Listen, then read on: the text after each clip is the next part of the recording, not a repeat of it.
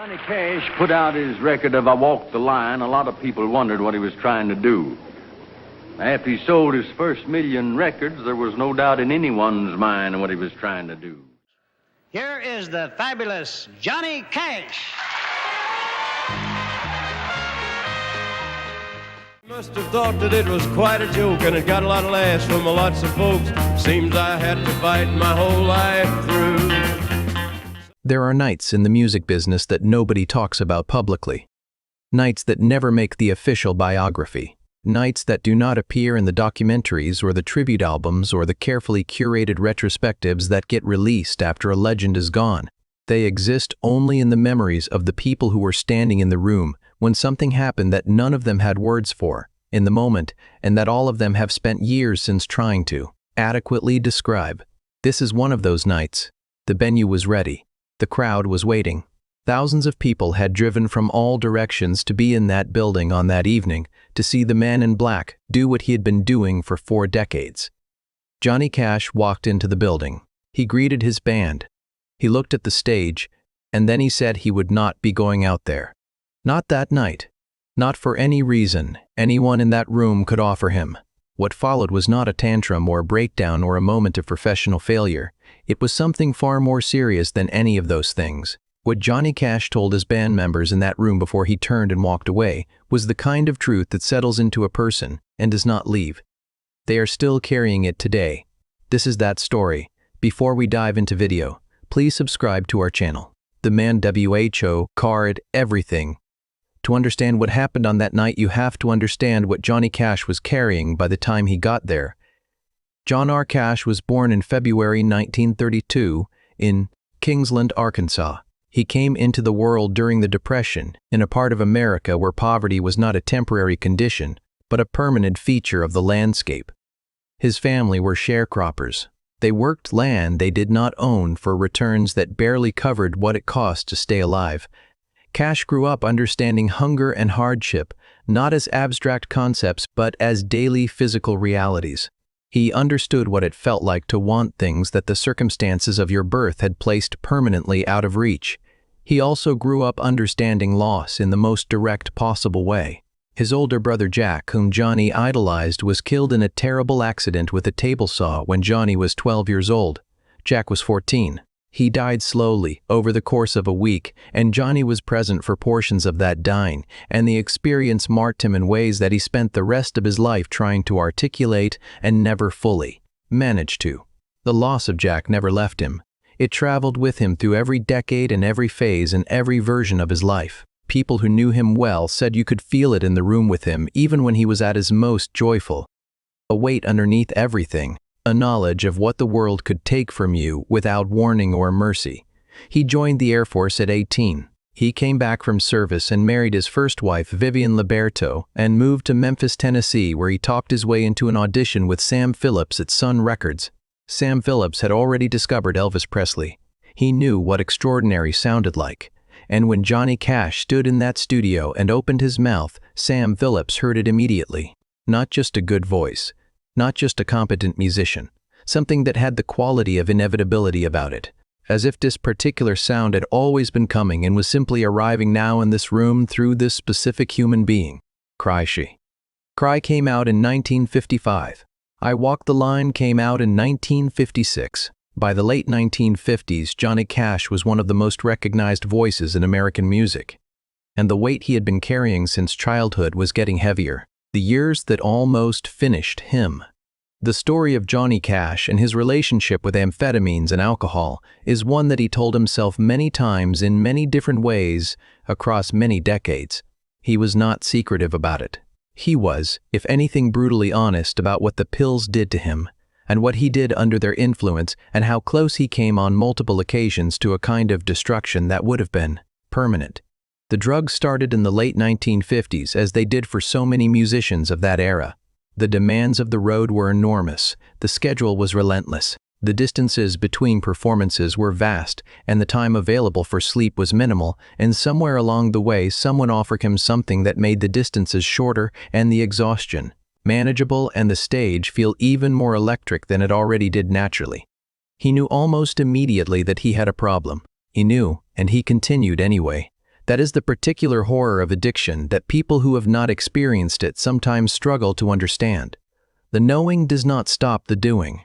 The knowing just adds shame to the equation, and shame in most people does not produce better decisions. It produces more of the behavior that created the shame in the first place. His first marriage collapsed. His relationship with his children became difficult and painful. He was arrested multiple times.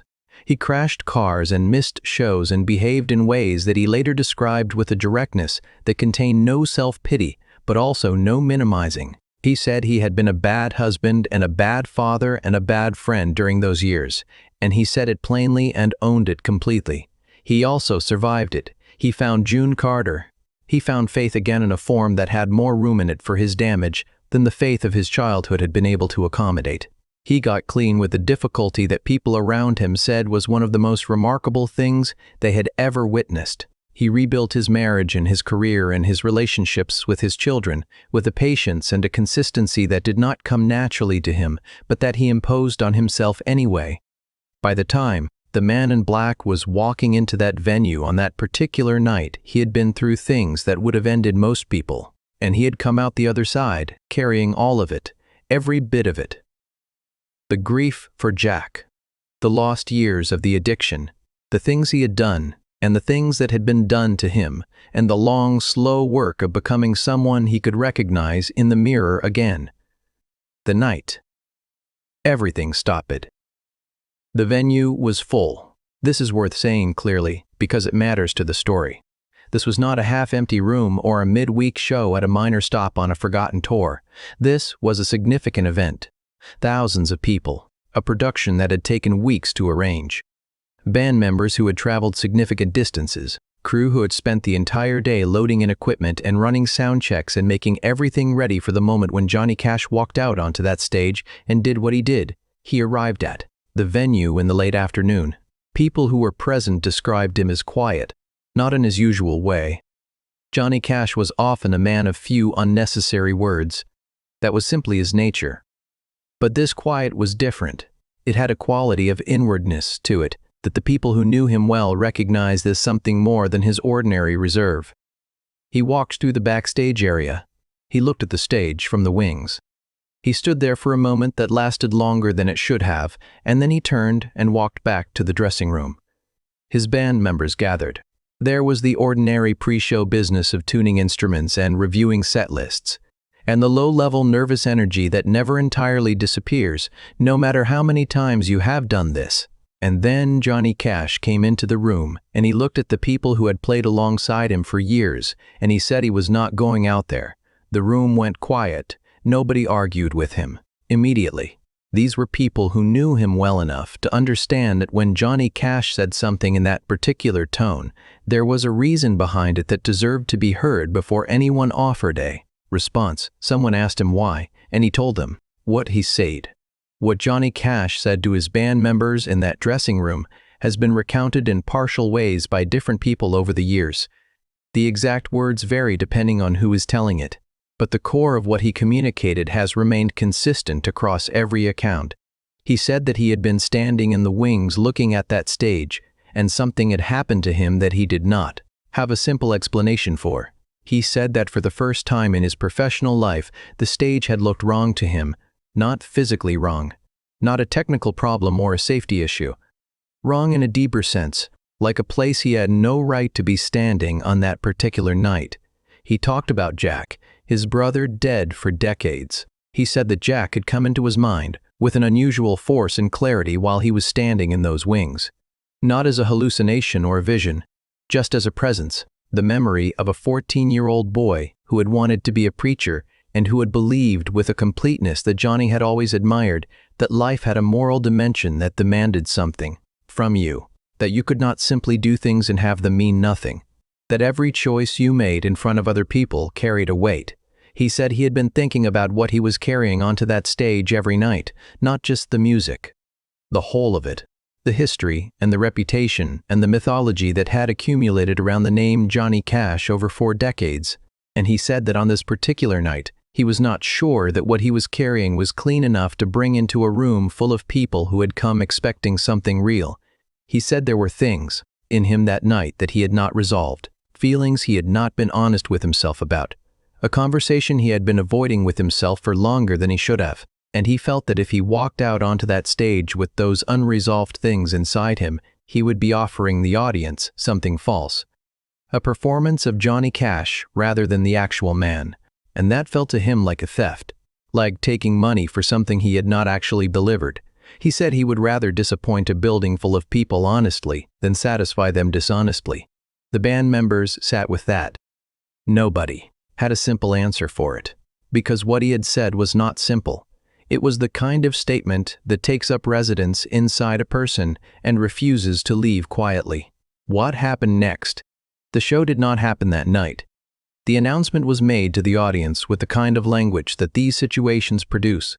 Illness, unforeseen circumstances, the standard vocabulary of a canceled performance. The crowd was disappointed in the way that crowds are disappointed when the thing they came for does not materialize. There was frustration. There were people who had driven long distances. There were people for whom this show had represented something significant in their lives, and who felt the cancellation as a genuine loss. None of that was small. Cash understood that. He said so to the people around him. He was not casual about what the cancellation cost the people who had come to see him. He carried that too, but he did not change his mind. The band members went their separate ways that evening. Some of them talked among themselves about what Cash had said. Some of them kept it private for years. All of them described the same experience of sitting with his words over the days and weeks that followed and finding that the words did not get smaller with time. They got larger. They revealed new dimensions the longer you spent with them. One band member described it this way in a later interview. He said that in 30 years of professional music, he had never heard anyone say out loud what Cash had said that night. That the music business ran on a particular kind of professional obligation. You showed up. You performed. You gave the audience what they came for regardless of what was happening inside you. That was the deal, and Cash had simply refused the deal. Not because he was selfish or difficult or unprofessional, but because he had a standard for his own honesty that was higher than the standard the industry had set, and he was not willing to lower it even when lowering it would have been easier for everyone, including himself. The man behind the legend, Johnny Cash, spent the last decade of his life doing some of the most remarkable creative work of his career. The American recording series that he made with producer Rick Rubin in the 1990s and early 2000s introduced him to generations of listeners who had not been alive for his early work. The recordings were sparse and direct and completely devoid of the production excess of the era. Just Cash and a guitar and the truth. They were received as revelations by people who encountered them because they had a quality that most contemporary music was working very hard not to have. They were honest in a way that felt almost confrontational. The cover of Nine Inch Nails' song Hurt that he recorded in 2002 remains one of the most powerful musical documents of the early 21st century. A 70-year-old man with failing health, sitting in a room with a guitar singing a song about addiction and regret, and the terror of looking at your life and seeing what you have made of it. The video that accompanied the song showed Cash in his museum surrounded by artifacts of a life fully lived and fully complicated. June Carter Cash appears in it. She died 4 months after it was filmed. Cash died 4 months after her. What that recording shared with what he had said to his band members on that canceled night was the same essential quality. An absolute unwillingness to offer anything other than the complete truth of what he was experiencing.